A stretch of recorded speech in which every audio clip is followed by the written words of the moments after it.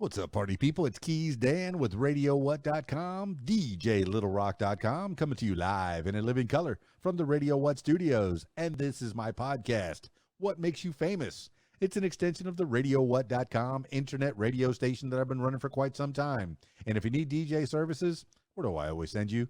DJLittleRock.com. One more time. DJLittleRock.com. Check availability and get a free price quote, and maybe you could have me at your next event. You know I like to party with the people.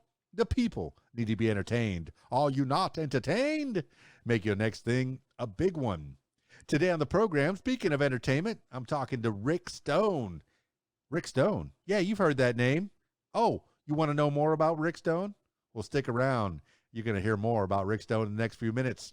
I got to tell you, over the last weekend, I know I usually don't tell people over the last weekend, I had a great event over at the Dover Wagon Wheel. It was a wedding, Michael and Paige.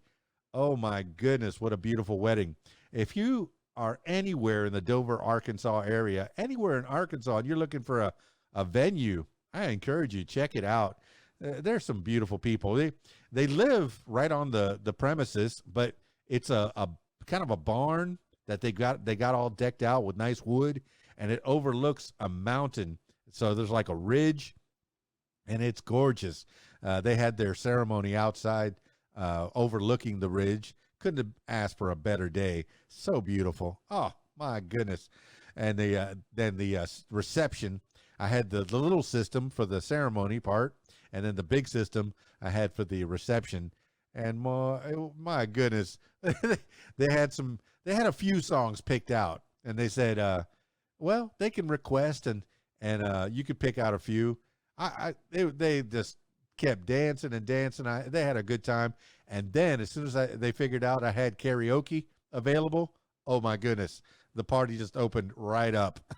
They started singing and singing. Hey, do you have this song? Yes, I do. Do you have this song? Yes, I do. Do you have this song? Yes, I do. Can I have it? Yes, I do. Oh my goodness. We had some stars in there. What a great time. I do enjoy that I'm able to do weddings and parties and stuff still. After all these years, who would have thought? Who would have thought getting out of a high school and saying, I could DJ on the weekends. And here I am still DJing on the weekends years later. So many years later. Oh, and the photographer, Morgan Beck Photography out there in, I guess she's in that part of Arkansas. She's a pro. Man, it was nice working with Beck Photography. So if you need a photographer, look her up. Morgan Beck Photography. Oh, my goodness. Good times. And of course, hey, my regular Friday night gig, always a good time.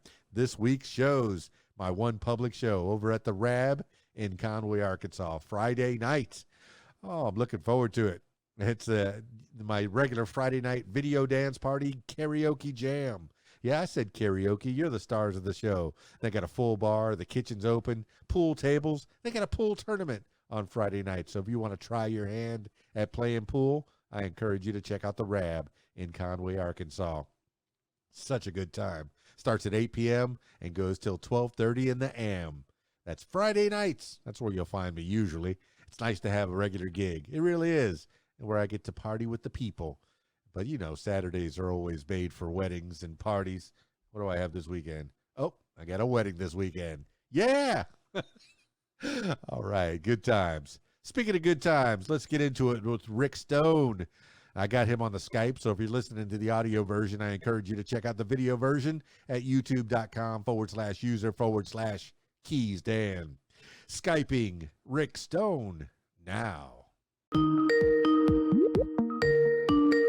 Man, Rick Stone is such a good American, but tough name. Is that your God-given name? Is that what you were born with? That what you grew up with?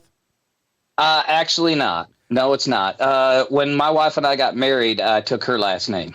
How about that, man? Is that I know, right? She had the kids were minors at the time, and we've been together almost 10 years now. And wow.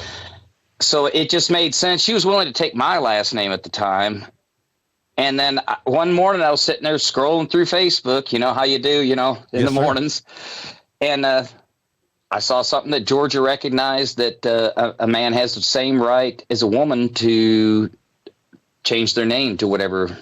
So I looked at her and I told her, I said, what would you think if I took your last name? She was like, what? Wow, And you are a so forward-thinking man. And I appreciate man, that. that's rare. I mean, because you're a man's man, and a heterosexual man. You got a wife, so Yep. and you're raising some kids. But to take, it's not traditional for the man to take the woman's name. But I've heard it before. In fact, if you watch that movie Meet the Fockers, Robert De Niro's all about him. Hey, why don't you take our last name? Yeah, I do remember that, as a matter of fact. Yeah, and that's some forward thinking. So and it helps the kids to save their identity as well, because I'm sure they're all Stones as well. Yeah, they were Stones as well, and it made it very easy. Like if somebody would be picking up at school or this or that, it's just a whole lot easier to do it that way. It just made sense, and I was more than willing to do it. She was willing to do it, so it's like, that is beautiful. That's a good you're place a couple, to start. You're partners. You're supposed to kind of try to figure it out together. That's a good place to start. You say you've been together for 10 years, so my goodness. Yes. And when did you make it official? Put the ring on it. We've been together. We've been married almost 10 years. We've been together a little over 11. So, that's fantastic. So right off the bat, Rick Stone's got love. He's got happiness. He's got family. He's got support. And that's a beautiful place to start. Now, I was perusing your Facebook. I don't do a lot of research on these things. I always like them to unfold like it's a friendship, like we're out for a cup of coffee and we want to meet each other and find out more about what makes a Rick Stone tick. And that's what I want to know. I want to know, are you from Georgia or was it Michigan? Like I said, I don't do a lot of. I grew up in Mount Clemens, Michigan, which was north of Detroit. And back when I was a kid, that was just farm country. So nowadays it's just suburbia. But matter of fact, I took the kids back took our kids, and it was about 2 summers ago. We were up in Michigan. I toured up that way, and we went all the way up to Mackinac and back. And I dropped the kids by there, and they're like, wow, I can't believe you grew up here. It's like the city. It's like, it wasn't that way back then. I lived on the edge of the city. I was out in the country growing up as a kid. It was fishing, hunting every day. I couldn't wait to get out of school just to go out in the woods. And I was a band nerd. I mean, I played trumpet and baritone, and I was even a bugler in the U.S. Army. See, now I've talked to a lot of guitarists, a lot of musicians. When they first start out and they're band geeks, they start out playing the trumpet or the trombone, I think, is one that really gets played a lot. And then they move over to guitar because that's how you attract the girls. Well, I just wanted to sit around a campfire and sing and play. I was about 39 years old, and just doing the whole life thing and working your tail off and doing the best you can and trying to have a good time in life. And it was always something that I wanted to do, is sit around a campfire, sing and play. Well, that year, for some reason, it seemed like every time I turned around, I was at a party and somebody was sitting there singing and playing. It's like God just sitting there saying, you know what? You want to do this, And so finally one day I drove by this music store, because then I was living in Paulding County, Georgia. And kept driving by this music store, and I rolled in and bought me a guitar, signed up for lessons, and that first guitar teacher was my first bass player in my first band. Man, that's a big jump from a little kid in Michigan to 39 years old in Georgia. I know there's a lot in between that we can explore. Rick Stone, I want you to open up a little bit. I want you to give me that hour, and I want to know more about you, man. You say Northern Michigan, and anybody that peruses your Facebook page, at least over the last few months, you were taking pictures of outdoors. I already knew you were an outdoors type of guy. I grew up in Fort Lauderdale, which sounds like a big city, but it was the west part of Broward when well, anybody that's listening in Fort Lauderdale knows that Griffin Road out to US 27 was dirt and swamp and alligators. And that's where I grew up. Sounds like my kind of place, man, right there. And then honestly, over the years since I left there, it has become a city, somewhat like what you're saying about your Northern Michigan town. You and Kid Rock I guess, the biggest famous stars that came out of northern Michigan. So what was it growing up in northern Michigan? Hunting, fishing, and loving every day. Hunting, fishing, just being a country boy. That's what I was. So in But then school, I went in the military, Okay. and then U.S. Army, and I was stationed over. First, I did my basic training at Fort Campbell, Kentucky, okay. 1985. Yeah, I'm class of 86. Class of 86 rules. So you're just Class 84. yeah, you're just a smidge older than me. Maybe 2 years older than me. But in school, Maybe 2 years. In school, you were like a band geek. You played the trumpet. Were you playing actual like band? Did you play for all the games? Is that your that your thing? I was in marching band, all that. Oh yeah, yeah, sure was. And actually, I was a wrestler too in high school. How do you play the Yeah. how do you play the music and wrestle at the same time? I just you didn't. We didn't have band at wrestling meets. It was only at the football games. You know, I'm just playing. But I know you that's are. good. It says you're athletic. You know, you like teamwork. That's good. You're part of Yeah. a team. And you know the band. Did you go off to band camp during the summertime too, or was Oh, yeah. summertime made Oh, for yeah. something else? We did them at Michigan State, as a matter of fact. That's fantastic. So you excelled. Crazy fun times there, man. I suspect, man. Yes, I've seen American Pie. Anybody that's seen American Pie Well, no, one like that. has those visions of that one time in band camp. But Rick Stone, I mean, hey, that says that you part of a team. You like the music, you like the craft of it, and the wrestling. I mean, did the wrestling go anyplace? Did it go to college, or did it go to the Army? No, actually, it just ended in high school. Okay. I enjoyed it doing well. I did well in state competition. Took state one year, and it was cool. It's good. It's good to get a ribbon in what you. It's good to get recognized in what you excel in. So if you're gonna do it well, and that's what you did, Absolutely. man. And that trumpet, that was the one instrument that you played all through high school. Yes, all through high school. Okay. I did. Well, cool. Actually, junior high through high school. All right, so So- you're getting out of high school, and the guidance counselor is pointing you in the right direction, and you're saying, he's saying, little Ricky Stone, what do you want to be when you grow up?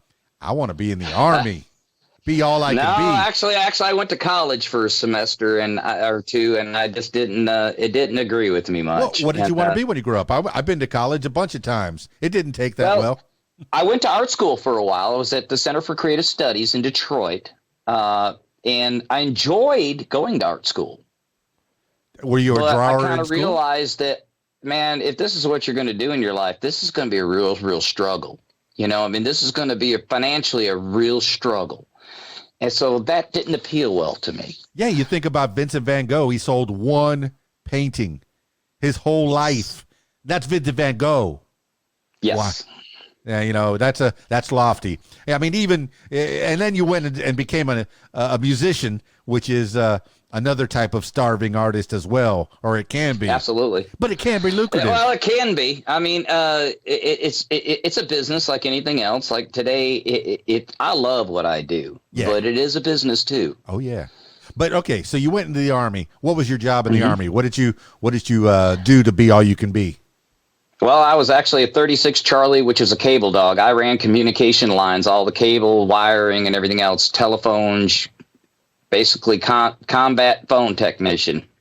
Little did they know they were going to be helping you out in your future career when you were setting up your cables and setting up for your shows. Whenever I DJ parties, they go, "Oh, you have a fun job. This is the best job." The worst part is the setting up and the taking down. I've been looking That's for the a work. road. I've been looking for a roadie since 1986. And you know anybody? Can't find one, can you? Nobody. No. Nobody that'll set it up the way I want it. But you know, all right. So you go in the Army. How long do you spend in the Army? I was 4 years active duty and then 3 years National Guard. Yeah. So actually went through officer candidate school, became a lieutenant. I was stationed in Germany. I was stationed at Fort Riley, Kansas. I was in the Big Red One, which is the first ID. And yeah, it was cool. It was very cool. I'm glad that I did it. It has shaped the man that I am today. Yeah, let's see. During the Reagan years, 84, 85, and maybe Iran, any combat at all? No, I did not have to go into any combat.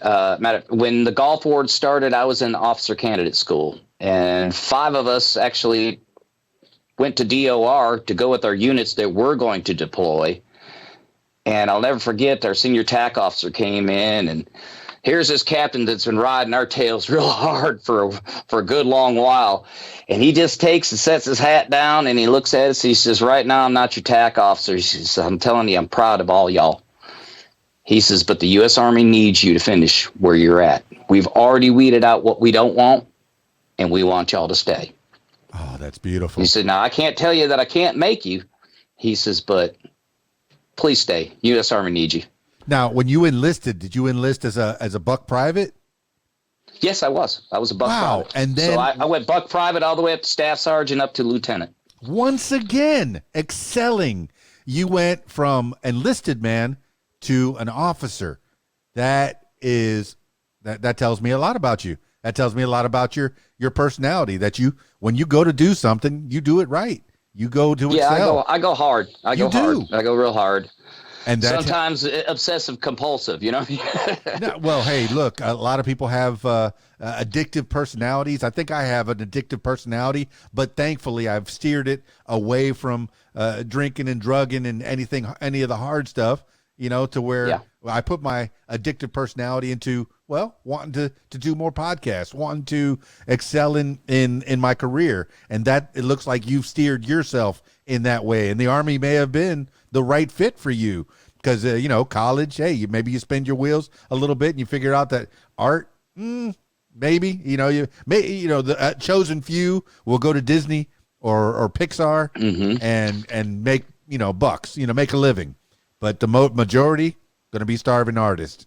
Yeah. But, I've used those skills throughout my life. I mean, because I'm not just a musician now. I do some carpentry as well. I do a lot of, you name it, I can design and build. And so do you see everything's kind of come together in my life that allows me to do everything that I do in my life. Tools in the toolbox. Whenever I talk about parenting or people talk about parenting, I've listened to a lot of podcasts. There's carpenters and there's gardeners. Okay. The carpenter will say, you're going to be a doctor.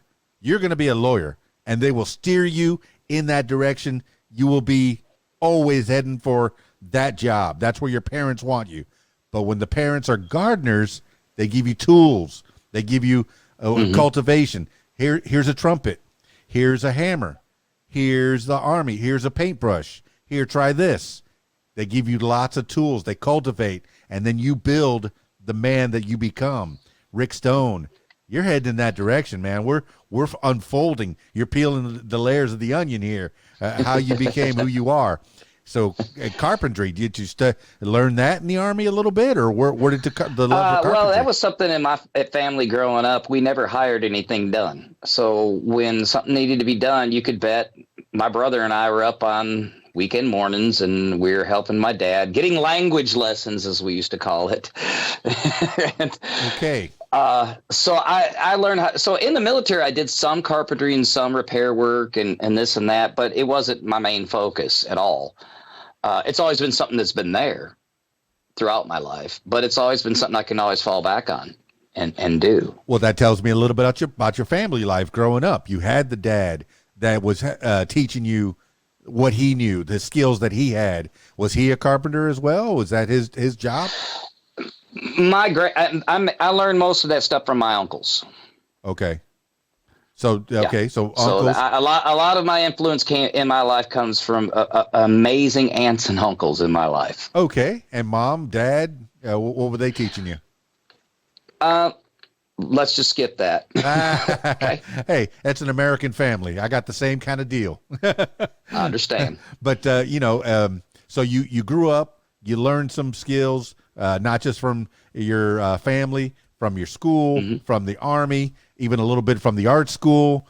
All that culminated to you're at about 1990 when you get out of the Army, maybe?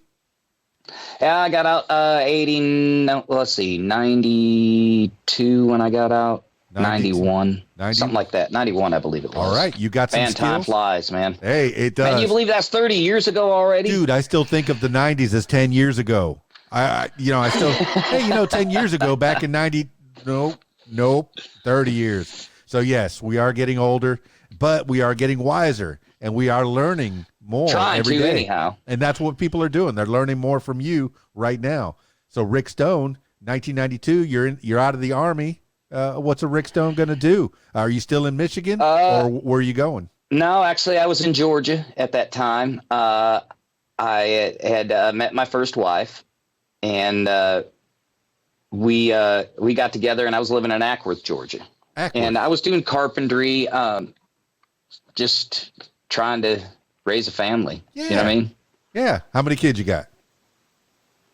2. 2 kids. Boy and a girl. That's beautiful. Seth and Alyssa. Yeah. And light of your life. That's, I'm sure.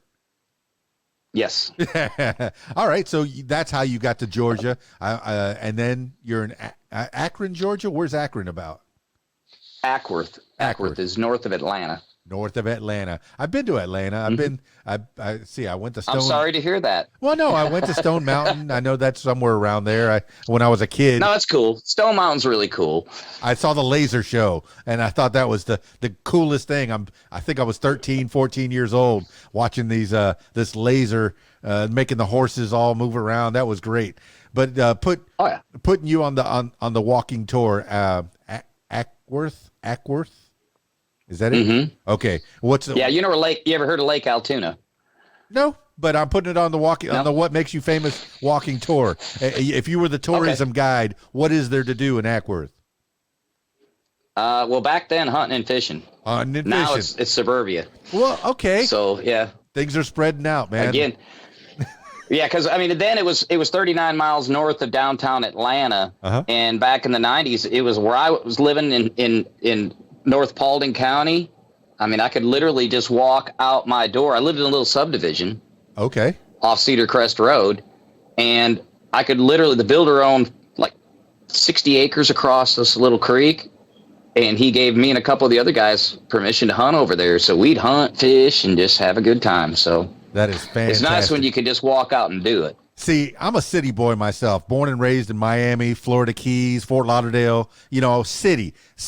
And then I met my wife down there. She's from Arkansas. And she said, my mom and dad just, they retired. Can we go to Arkansas? So at 40 years old, I stopped I picked up, picked up and started all over again in Arkansas. Mm-hmm. So talk about going from blue to green. So now I'm looking at, and I looked at some pictures that you had up where you're looking out your back door at some trees and a nice meadow. Well, I look out my back door and I got trees and deer walking around. So yeah.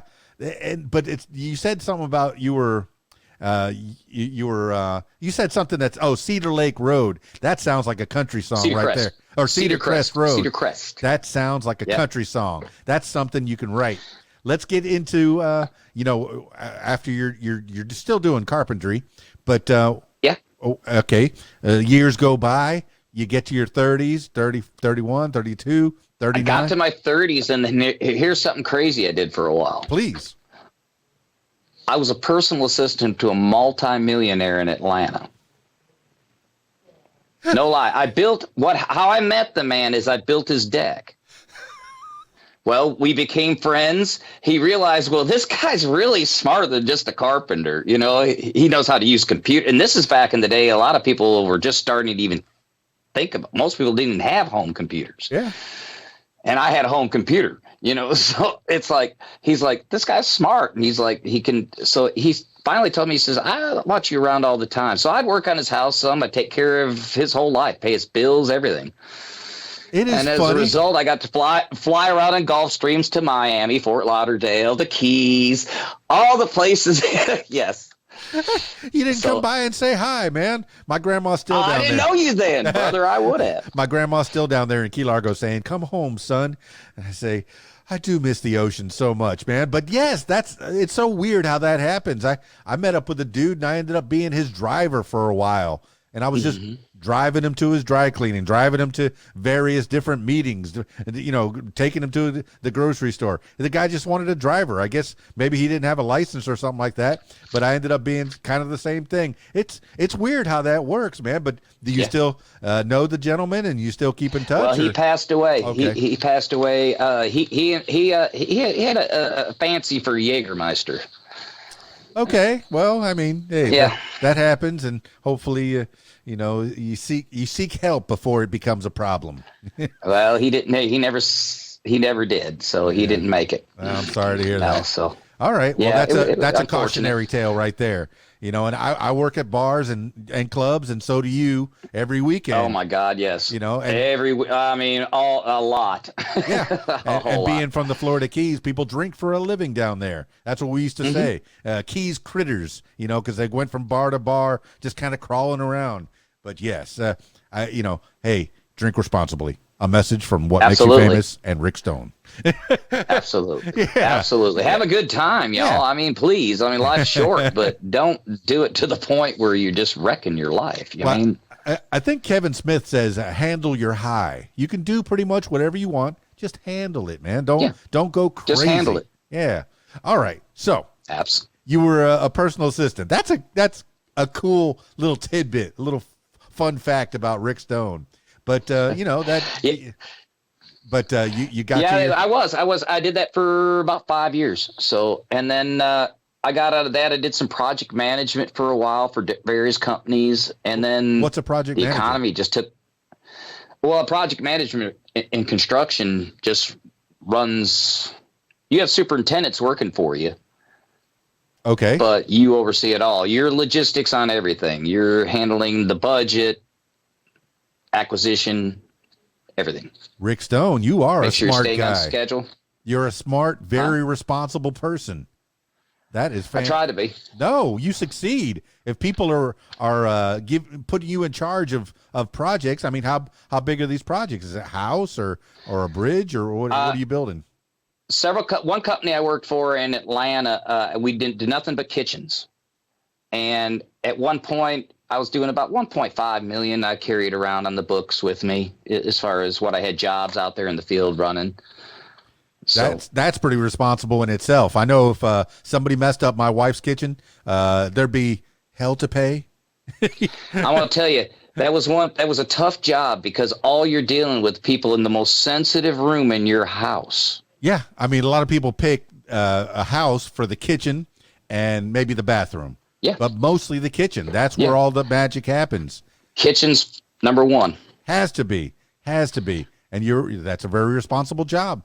Okay. So we're in the kitchen. And then you get out of that project managing work. Where else do you go? Well, then at that point, that's about the time you're getting around 2007. And that's when I picked up a guitar. 39 years old. Actually, about 2005. You're looking, and what is it that made you want to get a guitar?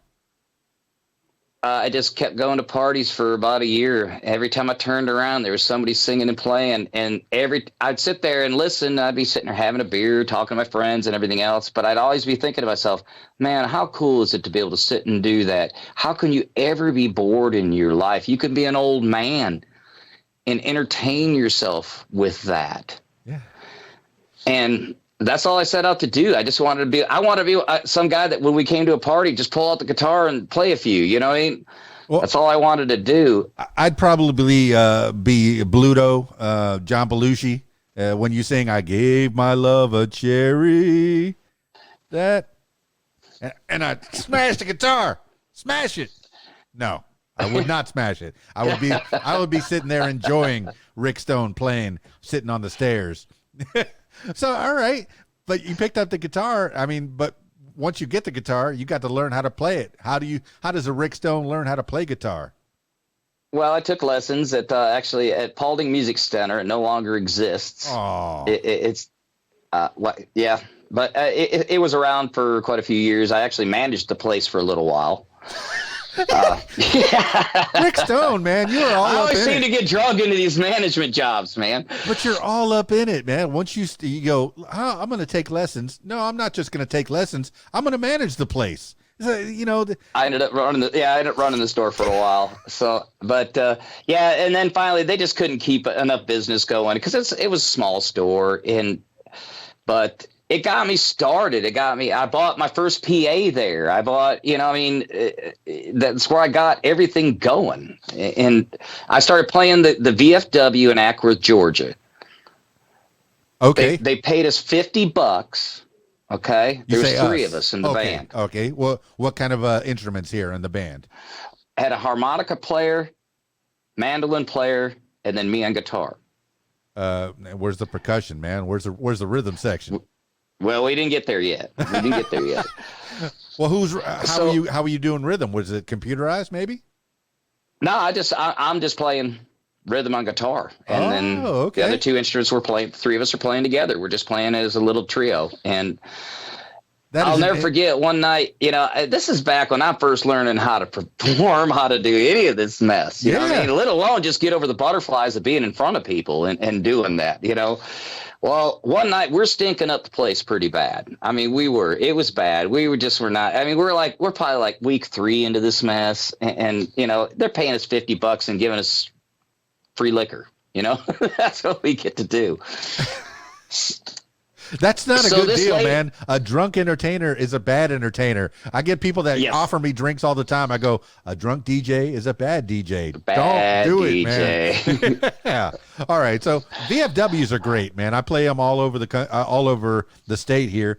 And yes, VFW, if on a weekend, if you want some place to go, my loyal listener, go to the VFW, man. There's some good people there. A lot of them are veterans, such as yourself. That have served our country, and they're good people. For the most part, you find some good folks at the VFW, and they treated you right, I'm sure. They treated me amazing, and they really encouraged and got me going in the whole thing. But I'll never forget, we're like week 3, and like I said, we were struggling that night. We just were not playing well. And this lady turns around. She got a cigarette. She got an ash about this long hanging off of it. And she says, "Y'all got to get your shit together. I ain't got all damn night." Oh, well, what kind of songs were you putting together? Were you playing for them? Country. And then I was actually starting to write songs then. Wow. Okay. So right off the bat, you're writing songs. You get the guitar and you start writing. But with a harmonica, a mandolin, and a guitar, what kind of guitar did you have? I had a Taylor. It was a Taylor. So acoustic guitar. Acoustic electric, yeah. Oh, acoustic with a plug-in. I play acoustic guitar. I have a Telecaster that I'll get out every once in a while, and I'll mess around with it. Every once in a blue moon, you might see me do a show, and I'll pull it out. But I'm pretty much an acoustic player. I love playing an acoustic guitar. Yeah, they didn't like when Dylan went electric, So yeah. But no, I do. I just love playing an acoustic guitar. Well, that's cool, man. It beats up your fingers real hard, but it's all right. Well, the nice thing about having a guitar or being an acoustic guitarist is you can pick up and play almost anywhere. You could sit on a corner. I tour that way. Have you ever busked? Sat on a corner and put a hat out just for fun? I have not. Okay. But you know what? We've talked about that several times because I play up in Gatlinburg and Pigeon Forge quite frequently. And we've talked about just kind of putting some work clothes on and just sitting out there, just seeing how I would do. Yeah. I got a cousin named Timmy. But then I'd feel bad about it because then I feel like I'm panhandling. I really don't need to panhandle. You know what I mean? So I would have to do something with the money other than take it. Well, there you go. That's what you could do. Give it to your favorite charity. I got a cousin named Timmy. That would be a cool idea. Yeah. I got a cousin named Timmy that goes out there at Hollywood Beach, and he'll sit on the beach or sit in front of his favorite pizza place and sit there, he put his guitar case out there, and he makes his money for the day. That is one avenue that you could do as a solo guitarist. With a absolutely. But you can. You went with a Taylor, man. That's one of the good guitars, the Martins and the Taylors.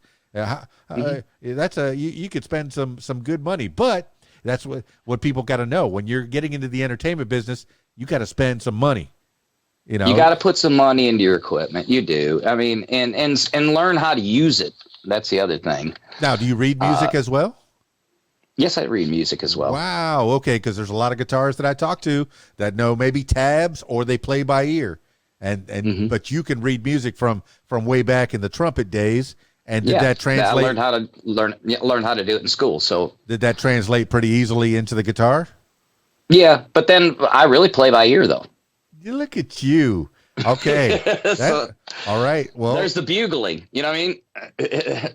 okay. Well, that's fantastic, man. So you're 39, 40, 41 years old. You're starting to get better. The lady at the VFW with her cigarette saying, "You're getting a little better."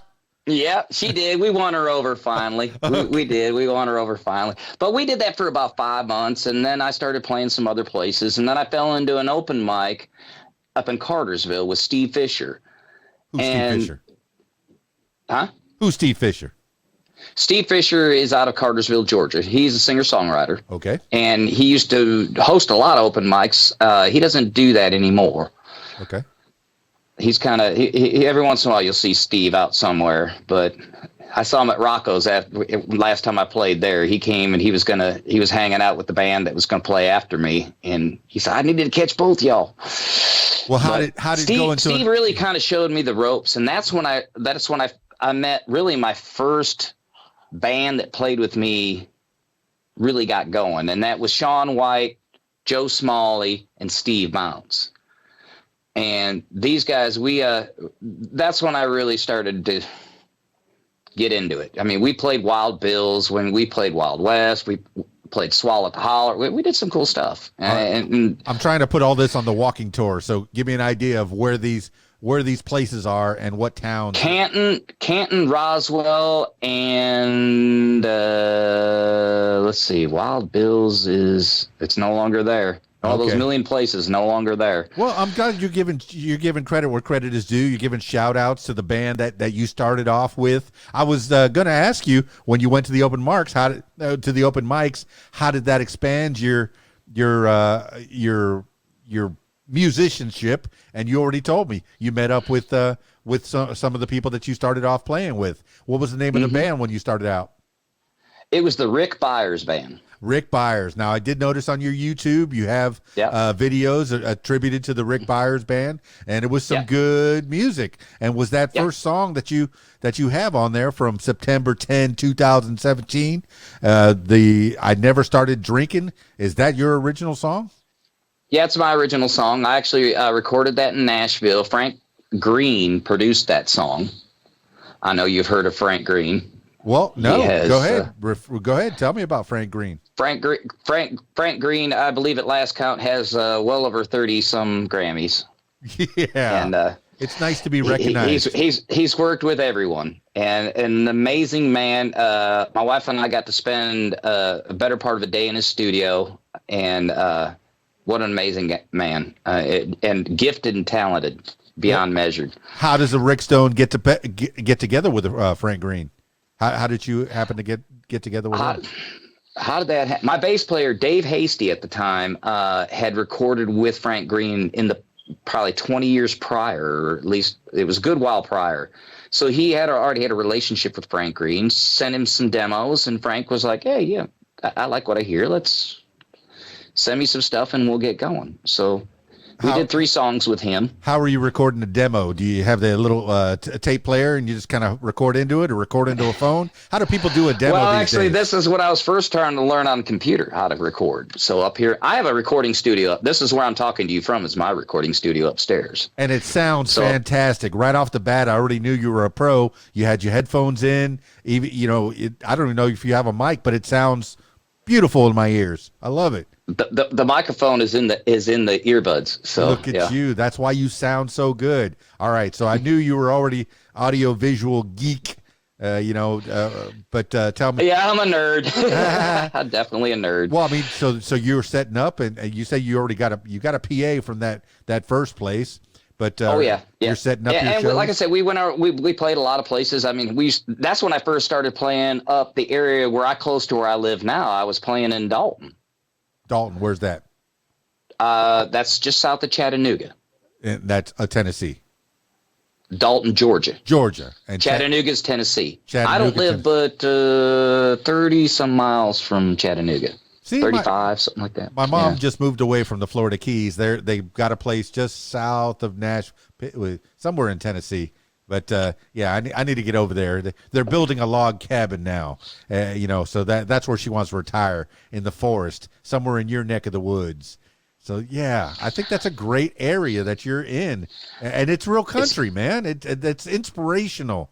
It's amazing. It's amazing here. The mountains, everywhere I drive, all the places I play and go and drive, the drives are just unreal. It's just like, I can't believe I live here, But you're looking at it through an artist's eyes. You're getting inspired. It becomes your muse, and then you can lay it down on paper and put a melody to it and inspire others through that. That's a superpower that you have. It amazes me so much. I've had guitars. I've had a harmonica. There's a full piano out there. Can't play any of it. I think I played 2 or 3 chords at my best. I know if I put my mind to it, I can play guitar if I want to, but I just haven't taken the time. I spend too much time talking into microphones, and I like it.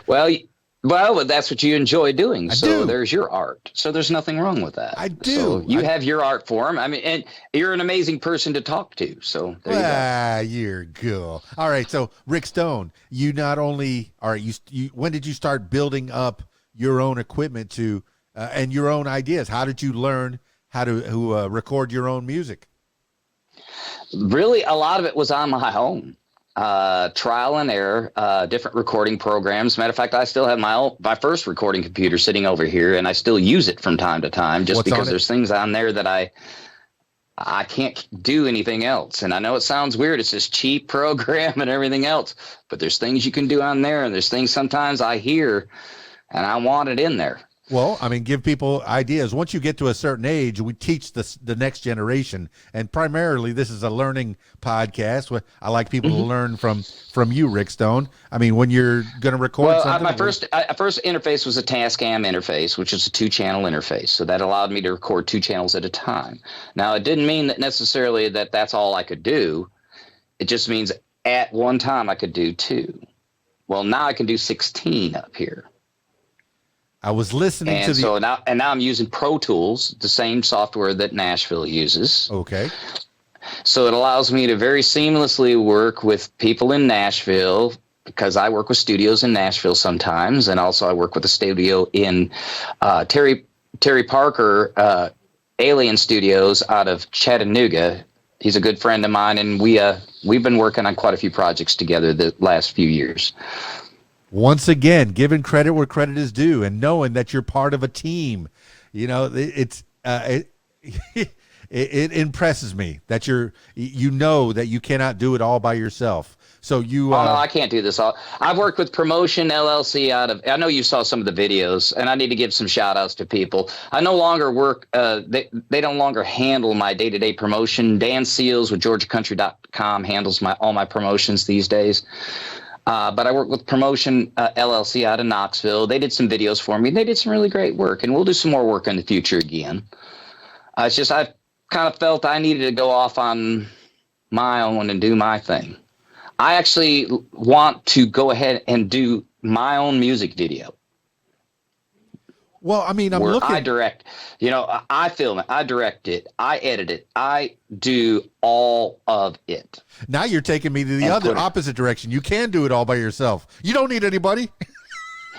No, I do need people, because I got to learn, how to do this stuff. But it's a goal. Does that make sense? It's something a goal, man. That I strive to try to do, because it doesn't mean that I'm going to always do it that way. It's just, that's me. I want to know how things go together, why they go together, and how to do it, because then when I go to do it with somebody else, I can manage that better.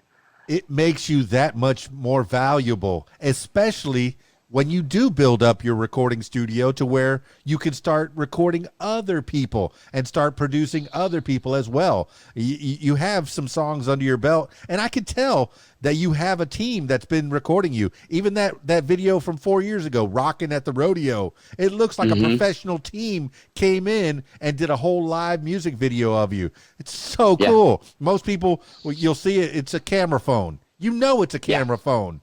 And this one, you could tell, even if it is a camera phone, it was 2, it was 3, it was 4 different angles. and people were. It was I would say that was a 3-camera shoot, I believe we did with that. And see, that's where the thing I like to learn is how many cameras do I want to use? Where do I want to put them? Like I'm getting ready. I've just finished working on a house in Rome, Georgia. I did a lot of high-end trim work in that house. Wow. Good friend of mine, Sean White, as a matter of fact. Okay. Remember him? Yeah. So him and his son, they were doing that house, and they invited me to come help them and work on that house. So they're just about ready to clean that place up. They're painting and everything else and just trying to wrap that place. When they do, I'm going to do probably like a 4-song live session in one of the living rooms of that house in front of one of the fireplaces. And so, but again, I want to do it myself. I want to try to do it myself too, because even if I fail at it, I'm going to learn something. Well, you were talking about the 2-track, the Tascam that you had, and I was listening to another podcast about the just after the war, just after the about 1946, 47. Until then, radio was all live, and Bing Crosby had the idea of taking some of the technology that, well, I guess the Nazis helped to really develop it, and who would have known that was going to be part of this podcast, but it was recording equipment where they can record. And this way he can record one show live, and then the next show that he had to play for the West Coast, he could play the recording part. Well, somebody took that technology. I don't even know if it was Bing Crosby or somebody else. They started talk about tracks. They would record one track of them playing guitar and then play that record and then sing over it and then play drums over it and then play another. And that's how tracks were at the time. You'd have 7 different burned records, and talk about multi-tracking. As technology gets better and better, you go with it. And people look at, I use Adobe Audition, and even on that, it says cut and paste. Even on your computer, it says cut and paste. Yeah, when I went to a radio school, I learned how to splice tape, cutting and pasting the tape together. So yes, it's cool how technology moves, and you're moving along with it. You have Pro Tools, which is like the industry standard to get that. Now you have to get Final Cut so you can do the video version. I think I use Adobe. I was going to ask you about a recommendation on that, and I'm thankful that you offered one. No, I use Premiere. I use Adobe Premiere. Use Premiere? Yeah, because I don't have an Apple computer. I have a PC. So I use Adobe Audition for the audio, which I'll spin that down and do the audio version of this podcast, and then the video version will be on I'll edit it down with Adobe Premiere, which I bought together as a bundle. Not that they're sponsoring this podcast in any shape or form, but you were talking about how would you make a video? How would you record a live? I would say go with what Ricky and Lucy. Desi Arnaz and Lucille Ball, they invented pretty much, not really invented, but they really brought out the 3-camera live show. So I think for a live show, you need at least 3 cameras. Now, what I've seen is in addition to that camera, you might have like a drone. Somebody will work a drone that'll get you overhead shots as well. So that'll be your 4th camera. But at least 3, I think, is what you might need. It'll be a 3-camera shoot for that acoustic live session. It'll just be me and a fiddle player. I've been wanting to do that. Just I've been blessed to play with different fiddle players and over the years, pedal steel players, and I mean just amazing musicians over the years. Matter of fact, I know you know who Kane Brown is. Oh, for sure. He's okay. Big time his now. lead guitar player Alex Anthony that played with him. And Kenny Dixon. Very cool. They played with me for a while. That's hot, man. And it's nice how they were kids. They were too young to even get in the bar, man. Yeah, but you see how that is the music industry, the music community is a tight group. It's tight knit. Quit stepping on each other. Help each other out. You never know where that person you played with 10 years ago will become. He'll go from that level to this level. And if you need a favor, if you were a nice guy to them, be nice to people for sure. Yeah, absolutely. And they'll help you, you'll help them. and everybody grows, everybody gets better. But even your bio says that you're like down home, taking it to the roots type country music, not really into all that rock and roll that's been kind of infused, and sometimes they put rap in it. I don't know. Are you into any of that, or are you taking it back to the roots? being from growing up north of Detroit, okay, obviously I've got rock roots in me, and so there, if you listen to some of my music, you'll hear some rockiness in there. Wondering what I'm doing wrong. Matter of fact, we got a song right now in production. Bernie Faulkner out of Signal Mountain, he wrote this song, and he heard Never Started Drinking. And he reached out to me. He says, Rick, I want you to hear this song. Tell me what you think. And if you want to, I'd like to see you cut it. Heard the song, listened to the demo, and I was like, yeah, I think we can do something with this. And it's got kind of, little rockin' edge to it, but it's still got that in country all the way through it. So even though you might distort those guitars a little bit and that, you're still going to hear a fiddle. You're still going to hear some pedal steel in there. It's going to twang. Country music it's the heart of America. It definitely, it gives you that feeling, that down home. You look outside your back door, you have a fire going, when you're in your yard there, and it's about real life. It's about good. People. It's not sugarcoat. It's not about fancy cars and clubs and my bitches and all this stuff. No, it's not all that. It's about God, country, doing the right thing, getting up, working hard every day, and just giving this life your all. And that's what you do, man. But hey, no limits. There's place for all types of music. I tell you, I do all different types of parties, but the ones I like the best are definitely the family oriented parties, to where I can play some good country music. I just did a wedding last Saturday in Dover, Arkansas, and it was beautiful at the Wagon Wheel. Oh yeah, I said I would mention the Wagon Wheel in Dover, Arkansas. If you have a wedding, go there. There. Cool. Now, you're Stoned on Country Roads, that latest one that I was listening to. Man, I could play a little tiny bit of it too, man. It was really good.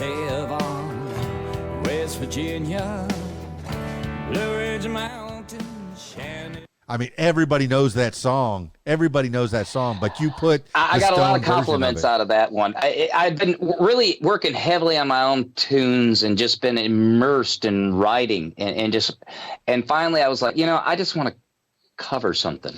I just want to record something. Let's have some fun with something.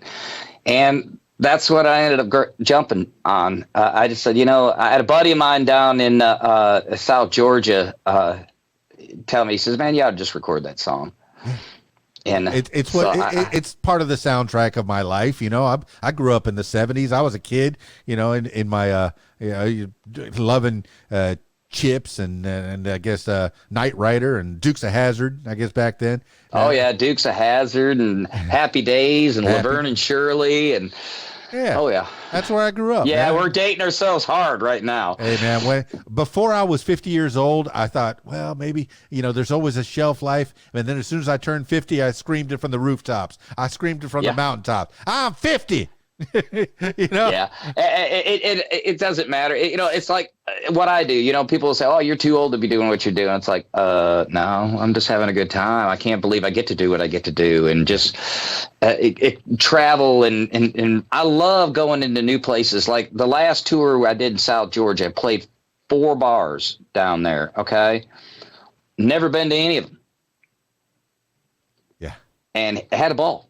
We had a ball. Went over fantastic.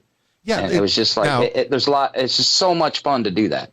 Now as good as anybody is. You go into a place for the first time. You don't know them. They don't know you. They don't know what to expect. Maybe they've watched a YouTube video. Maybe the management has seen something about you. But for the most part, the crowd, if their crowd that's built in, they come every night.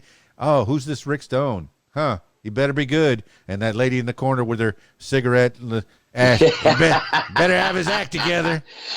And then by now you've definitely got your act together. So you impressed me to no end already, because everything that you've done it to excel. You've done it to the limits. You've you have a thirst for knowledge. Yeah, maybe you didn't want to go to college and spend, years and years at college, but college is not for everybody. The college that I've done, not. yeah, the college I've done, I thought I wanted to be I did psychology and communications. All right, the communications, I used it, That but worked. then, I was a paramedic for a while. I went to fire school. It was college for vocation, to learn. I went to radio school, college for vocation, 1 semester, 2 semester. Well, I went to college for a while for art school, and then I also went to school for engineering. Then when I was in U.S. Army, then I went to actual college in the Army, and then I went to even DeVry again and to sharpen up on computer skills and this and that. So nowadays, though, you'd be surprised what you can learn off YouTube, man. That's right. People are debating that. Do you have to go to college? Everything's on Google. Everything's on YouTube. Do you have to go to college anymore? I think, yeah, for some things, but for the most part, to learn how to play guitar. Well, probably not. Can you learn it on YouTube? I guess it depends on you. I mean, really, because like my stepkids, Trevor and Brooklyn, they learn a lot just online, and I mean they educate us all the time on stuff that they find online and everything else, and so it does beg the question: are we to a point? But also, I think school also teaches discipline, also teaches organizational skills and this and that. You can't necessarily learn those on a video. You kind of need to work with other people and socialize. Yes, teamwork. I think we can get too disconnected socially. And yeah. So, no, I get it completely. I go to some of the Sweet 16 parties that I go to. You'll see everybody on their phones. Yes. On their phones. I love the challenge of having a room and I'm looking out there and they're all on their phones. It's like, all right, let me see who I can get out of their phones. Because if I'm with my band, I'll take my wireless mic, and if I look over, I see a bunch of people sitting around their phones. I'll sit down at the table with them and be just singing along until they turn around and go, "Oh crap, the lead singer's right here playing with us." Yeah, but sometimes they'll take that phone. Sometimes you got to go out there and shake them up a little bit. They'll just turn it on you. Now I can just take a video of the guy. You got to teach people to be present, with you and me. You really kind of do. You kind of actually, these days as an entertainer, you do have to do that. Yeah. Well, I've been present with you for about an hour, and I'm mindful of people's time. And I know that about an hour is about all that people can take for the most part. But hey, I've learned a little bit about you, Rick Stone, and I want you to, tell people how to get a hold of you and what projects are you into right now? You said you're putting together a song. I'm recording my second album. Yeah, I'm in the midst of recording my second album. I tried to get one done in a year. The first one took a decade, and so but even my wife was like, "Have you lost your mind? Do you really think you're going to get that done that fast?" Now I'm about 75-80% done with that first album, and I'm into month 14. So. If I can get it done in a year and a half, then all right, I'll live with that. Rick Stone, you're giving people gems once again, okay?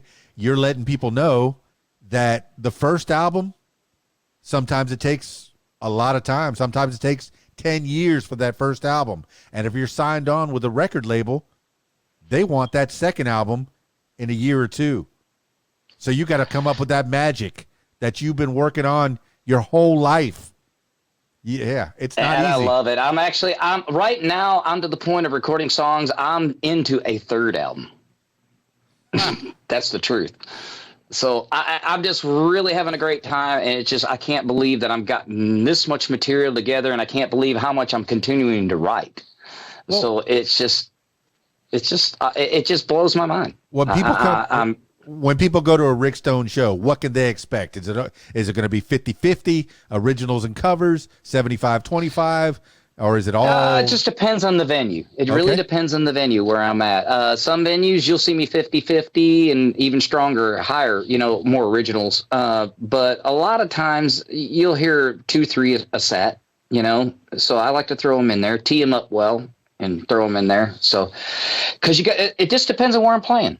Well, as we wind this thing down. Now, some places, they'll get after me. I'll be 3-4 songs in. They'll be like, come on now, play one of your songs. And they'll be calling them off, saying they want to hear This Old Road, or they want to hear Never Started Drinking. So it just depends on where you're at. It Very really does. good. And that's what the venue wants, is a little bit of a fan base, people that follow Rick Stone from place to place. Oh, absolutely. Oh, yeah. Absolutely. So you have your Absolutely. little groupies. And do you have the, Yes. do you have the merch table set up outside to where you can Absolutely. visit? You know, I sell shirts, you know. Yeah, get stoned, Rick Stone. Ah, that's fantastic. See? You can get those. You can get with me on Facebook, and you can order these shirts with me. I have different colors. I also have one that says Unapologetically Stoned as well. Okay. You can find me very easily on social media, Rick Stone Music. Well, I definitely want them to go to rickstoneofficial.com. And You can get me that way too, because all the links are there. So They're if right you go there, you got the link to everything I've got, YouTube, everything. Absolutely, man. And it's a good website. It tells you what you need to know. I mean, it's good. Promotion did a good job with that. They did a really good job. I give a lot of credit to Promotion LLC. I also got to give a shout out to my current band, y'all. That's what I want. Eric Clanton, Brian Bennett, and Mark Edwards. What are they playing? Mark Edwards is my drummer. He was actually with Channel 9. He was a newscaster at Chattanooga for quite a few years, and he's done some other newscasting. I think he did up in the East Coast as well. And then Eric Clanton he plays bass. He's out of Dallas, Georgia. And then Brian Bennett plays lead guitar, and he is out of Douglasville, Georgia. So my band is spread out about 2.5 hours apart. That makes hard for band practice. How do you guys get together? Or how often? We don't. We get together and play. Gotcha. You practice on your own, and you're seasoned enough to where you can get together. Yeah, we just get together and play. And I've got substitutes that'll come in and it can equally come up to the task as well. So it's like a baseball team or anything else. You have depth. You have players that you know, and you, like I said, these people become friends over time. You know, I can't tell you how many players now are just really good friends of mine now. Well, you're giving people more gems. You know, once you get to a certain age, you start building a family. It's hard to tear away every weekend from said family. So it's good to have people, you know, maybe have a little backup, but it's nice to have a core band that'll travel with you, and a nice honey, a good wife that'll understand when you're away on the weekend. Yeah, I gotta give the last shout out. I've definitely got to give up to my wife, Lisa Stone. She puts up with a lot. This is not. Cody Johnson said it best. Smoky bars and guitars don't make for a fairy tale life. No. So, but they don't. Now, the day job, are you still doing carpentry during the day and then working? I do. I don't work like a full time all the time. I 2, 3, 4, sometimes, and sometimes I work 5 days. It just depends on what's going on. But I also got to take breaks. So, you know, the fact I work all the time on the weekends, then that leaves me taking a break like Monday and Tuesday. And then, so I've been trying to do that and stay home a few days a week and just slow down a little bit. So, well, spend some family time. That's good, man. It's spend good to some have, family time, get some stuff done around the house. You know, it's rough when you know how to do all this stuff, and then you look around and you're going, "Damn it, I got so much to do around here." Well, that's why you never buy a mechanic's car, because they're always the worst, man. They're always working on somebody else's car. So their car is always... They're never done. Yeah, their car is terrible. Don't buy a mechanic's car. Buy somebody else's car that the mechanic has fixed. You know, it's the same thing with you.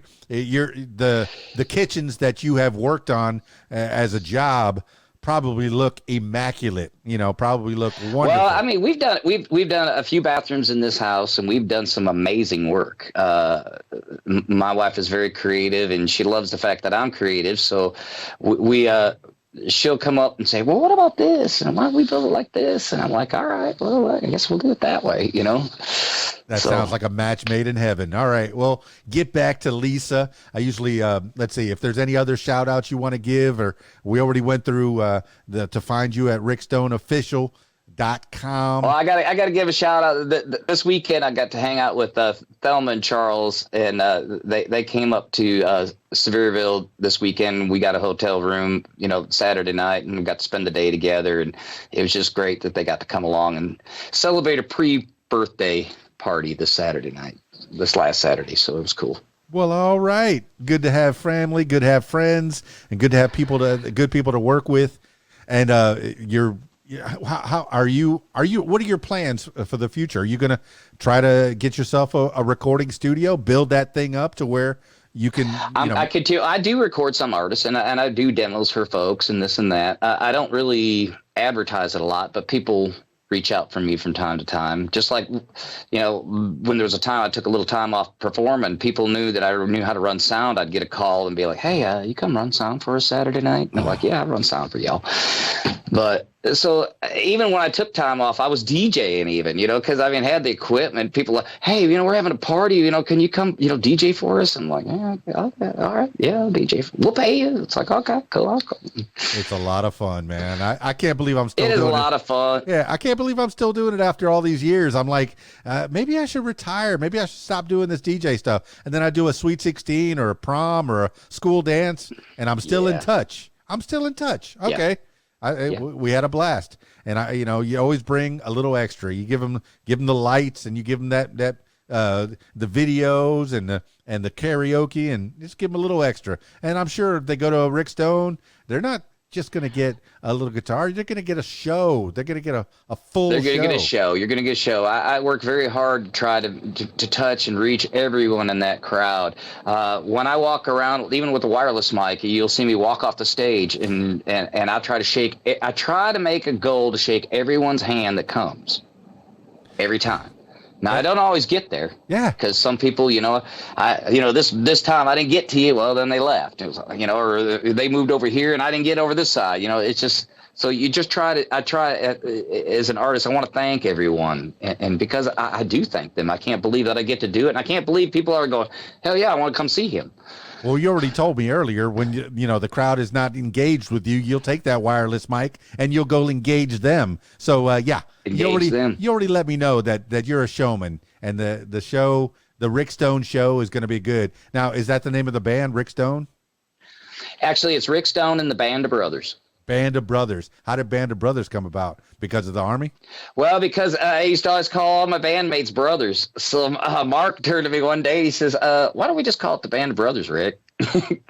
Because when I went solo and we dropped the Rick Byers band, then kind of let the guys that were playing for me, and this still the same. Well, 2 out of 3 are the same guys, Mark and Brian, at that time, and they were like, kind of like, well, what are we going to be called? And that's why we came up with that, and it works well. It works very well. Brothers. It works very well, and it touches on your history as well. With the Army and the brotherhood. Well, and Mark Edwards he's an Army veteran as well. He actually was a U.S. Army. He was in the U.S. Army band for 4 years. Traveled the world. Fantastic, man. Rick Stone, you're the goods. I don't want this to be the last time that we talk as things progress. No, we need to do this again. This has been an absolute pleasure, Dan. I've had an amazing time. I could talk to you for hours. Oh, for sure, man. But I definitely got to be mindful. I had a podcast where I did 5.5 hours, and I went, man, maybe that's a little bit long. But it was so interesting. This lady, she was a teacher. She went to Africa a few times. It was beautiful. Wow. I'm sitting on her couch right there next to her, and she's just, but I definitely want to cut these things right, and I don't want this to be the last time that we talk. As things progress, as time happens, come on back. Now, I always finish these things off with last words for the people. It could be words to live by, something you heard a long time ago, or just whatever pops into your head at this moment in time. Rick Stone, last words for the people. Have fun. Live your life to the fullest, because you only have one. Be thankful, be blessed, be humbled. Try to be better than you were the day before. And in the end, you're not perfect. You're just human. Well, there you have it, party people. Rick Stone, what a cool dude. And he is country through and through. He lives in the country. And as soon as the place starts, it seems like as soon as this place starts building up and starts getting cityfied, he goes, no, got to get farther out in the country. When I grew up there, it was country, and now it's city. And he's obviously not there. That's reading between the lines. As soon as it starts to become cityfied, he starts, let me go a little further out into the suburbs or into the country. And now, if you look at some of the pictures on his Facebook, I mean, it was recently very, very cold, so he's got a lot of winter shots. But there's the latest shot was him looking over his balcony and, right out into the woods, right out into the wilderness.